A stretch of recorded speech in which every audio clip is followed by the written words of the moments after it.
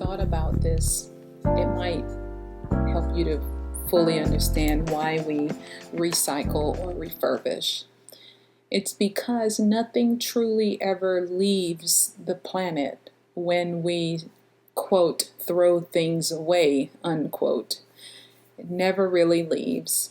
And so this is one way we contribute to sustainable living. We refurbish. We bring new life to old pieces, giving them a second chance to bring beauty and interest to spaces. I hope you enjoy the video.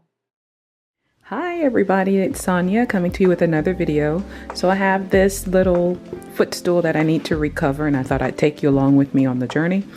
This is my project, and this is the top of it here. So I need to recover it, and the fabric of choice that I went with is this one. Isn't this pretty? And it's just a small piece of fabric. I had this left from a different project. If you remember, I recovered the twin beds with this, the bed benches, and I had this small piece left, so I'm gonna go ahead and use it to redo this footstool. Some of the tools that I'm going to be using, a pair of pliers. This is what they look like, and that's to help me to get the staples out. I have a little magnet here. I started to take some of the staples out and then thought about you guys and said I needed to bring you along. But this is just a magnet, a piece of chalk for whenever I go to measure out the fabric and cut it out. And then of course some scissors. I don't remember where I put, or maybe I'm not sure, but I'm using this in conjunction with this tool to get the staples out. So, and as you can see, the magnet is very useful. This is my tool of choice to staple the fabric to the project piece, and it's just a Sailrite upholstery gun. And for this one, it's let me zoom in on it. I think it'll let me zoom in. It's the 1/2-inch crown fine wire stapler, short nose staple gun. It accepts the 21 gauge staples, and I have a little handful of them right here. And of course my handy dandy ruler. And this is my case for my SD cards. I just have a couple of other tools in the background in the event that I do need those. I have them nearby. Just a couple of clamps in. I will be using my paintbrush, and I know I'm not gonna need this pan, but I used it to carry some things in, so I'm definitely not gonna need a hammer. The screws came out really easily with the screwdriver here. This screwdriver, it's on the flathead side right now, but I can always, this is the one that I can actually pull this part out. It's hard to do this with one hand, but it flips on either side. So, and I'm using that because, as I began to say earlier, I do not recall where I put my staple remover. Set some of the tools aside that we're not using immediately. So I'll get my staples and put them to the side. If you don't have a magnet, you definitely might consider getting one, because it holds all those things, you know. It makes it really easy to keep things in one place, and you can actually set it on there. So I'm just going to get in. What I'm trying to do is preserve this black piece because I don't have any more of this covering, so I'm going to try to preserve it and use it again. And for now, this piece is a personal piece, one that I'm keeping for the time being, but of course, if somebody wants it, you know, then we'll definitely negotiate something. So I just take my flathead screwdriver and I just get under the fabric without messing it up as much as possible. And then my intention with this tool is not to, because this is a cutting tool, I don't want to cut it, but it has a point where I can easily grab it, and then I can coax it out a little easier, like this. And then I just put that on the side. So I'll go ahead and finish this up. And what I do a few at a time. So, and it goes pretty fast. And let's see, I have a couple more right here that I've already worked up.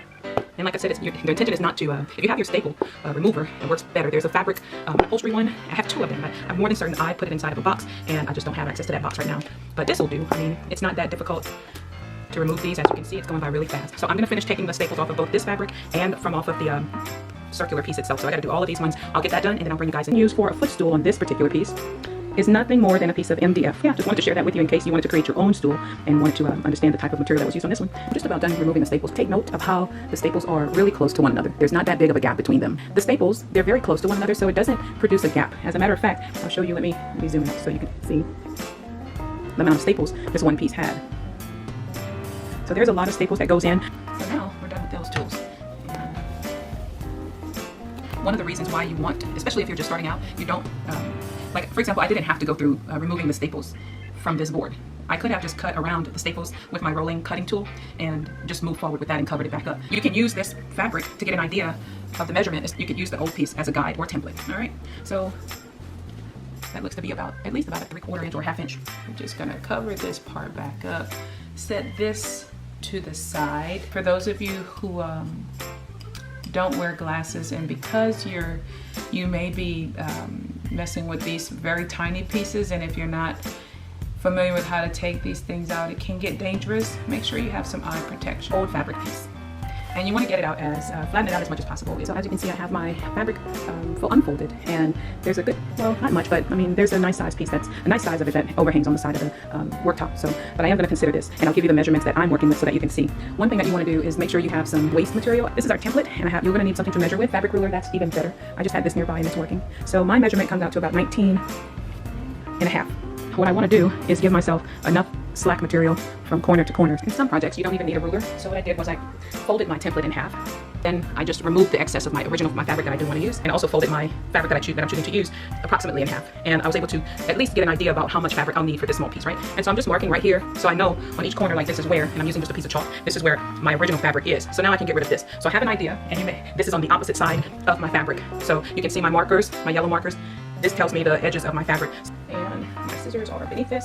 And so now I'm just gonna cut 2 inches, about, approximately 2 inches. You just want enough slack material to where you'll be able to easily pull and prod, because you're gonna need to do that whenever you're stretching the fabric across the board. And there you have it. And so I have more than enough slack. And here's my marker here. And so I have this much space that I can pull, and I can stretch my fabric around. Now if I'm gonna get an idea, some people they make sure that they have the pattern that they're gonna be able to use, but this is the portion that will be shown on the top part. Next, we work on attaching our fabric to our piece. I've given myself quite an amount to work with, but what you want ideally is enough fabric so that you can pull and staple easily. And I've provided myself that on each side where I can at least get a good grip and be able to tug and pull. I have my staple gun ready. It does require an air compressor. I have a small project air compressor that I use. It's a Rigid brand, if you're interested in knowing that. So it's just a little 4.5 gallon portable air compressor. I've had it for several years now, and it works perfectly. There's 2 ports, so I can have 2 tools attached to this air compressor at once if necessary, and it does help out a lot. Just a little scrap cabinet that I built out of some scrap pieces, and it works perfectly. I have another tool next to it, a Sawzall, and I think my sander, orbital sander. But yeah, for the air compressor, it's just a 4.5 gallon Rigid air compressor. I bought this years ago. I don't remember the price of it, but I'll definitely link to the description box a comparable or the exact one that you might be able to find if it's something that you might be interested in. The hose is just attached there to the side with wood. I don't know what you would call it, but it's some little contraption that I created. So this way the hose could easily wind up on the side. Tacked to it here. It's the 4.5 gallon air compressor, and there you go. I'll let you guys get a idea about this one right here. The name and the model number. All right, thank you so much. Back to the project.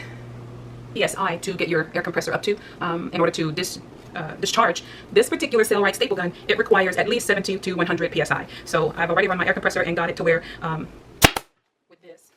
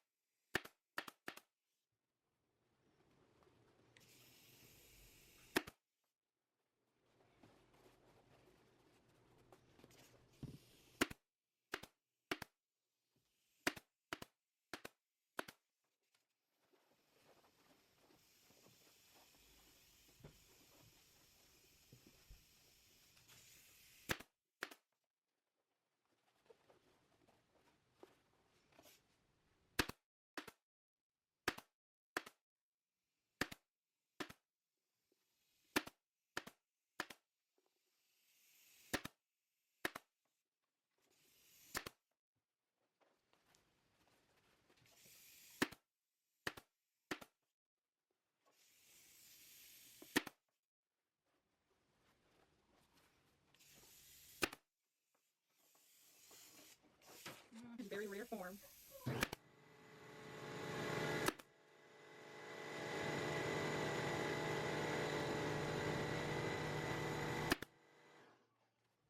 Alrighty, people. And now I get as close as possible to my line.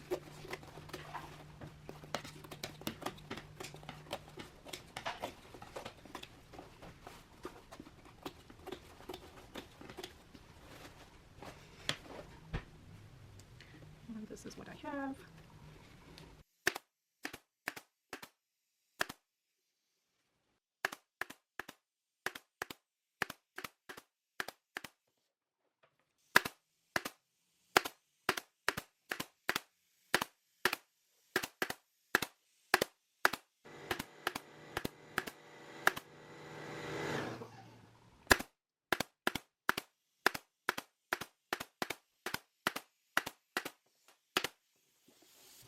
And now our stool top is done. Our next phase of the project deals with painting, so I'll get us off.